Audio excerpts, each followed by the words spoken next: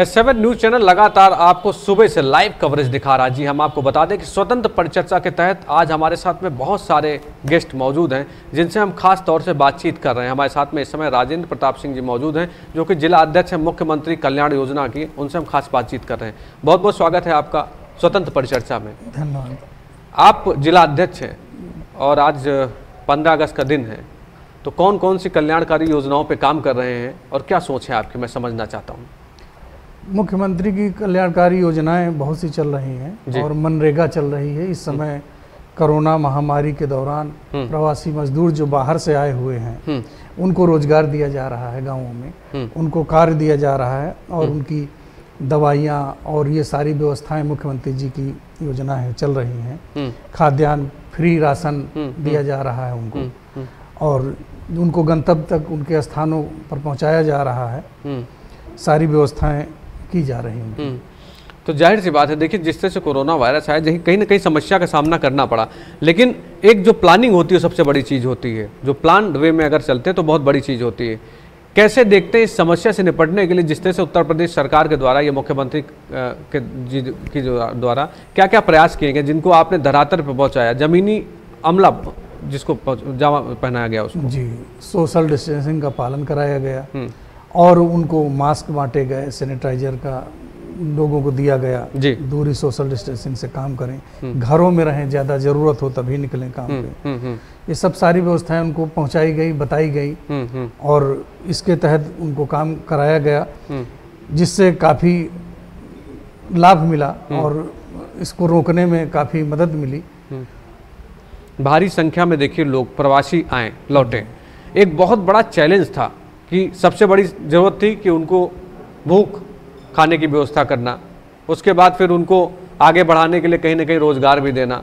तो कैसे प्लानिंग की गई, मैं इस बात को समझना चाहता हूं, क्योंकि जाहिर सी बात है कि जो टीम वर्क होता है वो कहीं ना कहीं बहुत सक्सेस दिखाई पड़ता है और जिस तरह से वहां से प्रयास किए जा रहा है, क्या कहेंगे आप उस बारे में? क्या प्लानिंग की गई थी? पूरी टीम इसमें लगाई गई, पूरी सरकारी व्यवस्था रही और तमाम संस्थाएँ और भी लगी थी, प्राइवेट भी लगी थी, लेकिन मुख्यमंत्री जी की तरफ से जगह जगह खाने के स्टॉल और दवाइयाँ, सारी व्यवस्थाएं, बसें, इंतजाम सब किया गया। तो उसमें कहीं खाने पीने की कहीं दिक्कत नहीं आई। पूरे प्रदेश में व्यवस्थित कार्य किया गया और सारे अधिकारी और सारे कर्मचारी सब लगे हुए थे। जगह जगह सब अपनी अपनी जगह पे सारी व्यवस्था जिम्मेदारी दी गई थी, सभी विभाग लगे हुए थे।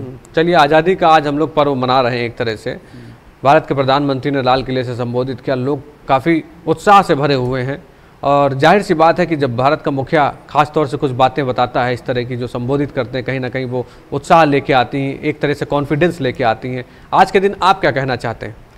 बहुत गौरव महसूस हो रहा है, ऐसा प्रधानमंत्री भारत का हमारे जी मुख्य मोदी जी हैं जो धारा 370 लाए। हमने कभी सोचा नहीं था, इसके विषय हम सोचते थे कि क्या धारा 370 कभी आएगी, खत्म होगी, उसको खत्म किया। राम मंदिर को सोचे नहीं थे क्योंकि इतनी सरकारें आई, कभी कुछ हुआ नहीं उसमें, और राम मंदिर का निर्माण शिलान्यास किया उन्होंने।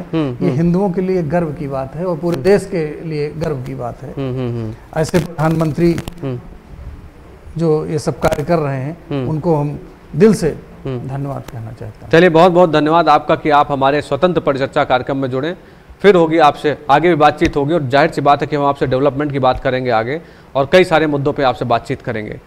तो स्वतंत्र परिचर्चा में हम लगातार लाइव कवरेज दे रहे हैं। हम आपको बता दें कि सुबह से हम अपना लाइव कवरेज दे रहे हैं। हमने दिखाया कि भारत के प्रधानमंत्री ने जनता को किस तरह से संबोधित किया। उन्होंने कई सारी बातें कही। कोरोना वायरस को देखते उन्होंने जो बात कही कि हमारा भारत तैयार है, हम तैयारी कर रहे हैं, हम 3 वैक्सीन पे काम कर रहे हैं और जैसे हमें हरी झंडी मिलेगी वैसे हमने अपनी सारी तैयारी कर ली है।